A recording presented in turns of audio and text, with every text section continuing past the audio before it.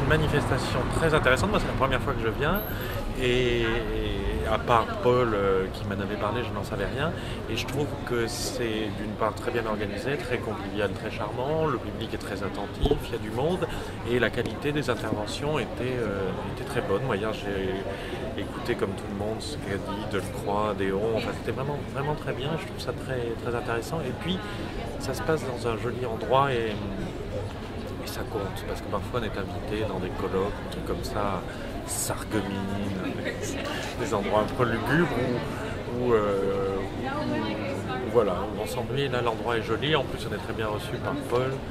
Et puis hier, j'ai découvert un grand secret, c'est le pâté de Sylvie Giono, dont tout le monde me parlait, qui est aussi bien que les meilleurs livres de son père. Et quel est le livre que vous avez lu pour la première fois qui vous a le plus marqué? Et de qui si je dois ne pas mentir, vous savez, les gens mentent toujours quand ils vous disent ça. Ah, le premier livre que j'ai lu, c'était Les prolégomènes à la raison pure, ou un truc comme ça. Pas du tout, moi, le premier livre qui m'a marqué, c'était Un amour de petite souris.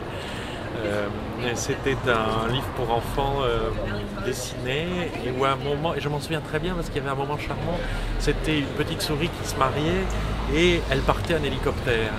Et ben, j'ai compris après pourquoi ça m'avait marqué, parce que c'est tout à fait le genre d'imagination qui me plaît, par exemple dans les poésies de Max Jacob. Une souris qui prend un hélicoptère, c'est un coq à l'âne, c'est une absurdité et ça me plaît beaucoup. Et donc au fond, on n'a pas des lectures. Ce qui nous marque pour la vie. Hélas, nous sommes toujours les mêmes. D'accord. Et c'est ce livre qui vous a donné envie d'écrire et de lire? Non, parce que là j'avais 5 ans ou comme ça, ou je sais pas, oui 5 ans. On ne sait pas ce qui donne envie de... Après, on devient... Je crois que les gens qui deviennent écrivains sont des lecteurs compulsifs et voraces et on lit énormément. Donc le livre qui vous donne envie d'écrire, je crois que c'est pas un seul livre, c'est qu'à force de lire, on a envie de rentrer au Manège Enchanté, quoi. Et donc on se dit, oh, je veux faire partie de tout ce monde merveilleux qui était extérieur à moi quand j'étais enfant. Et voilà, c'est pas un livre en particulier, c'est toute la littérature. On a l'impression, voilà, de rentrer dans ce train. En ce moment, quel est votre livre de chevet? J'en ai plusieurs, je n'en ai pas que. D'abord, je n'ai pas de livre de chevet parce que sinon je ne dormirai jamais. Parce que les bons livres vous empêchent de dormir. Mais je lis toujours plusieurs livres à la fois. En ce moment, je relis L'homme sans qualité de Robert Musil, qui est un chef-d'œuvre sans risque, mais un chef-d'œuvre quand même.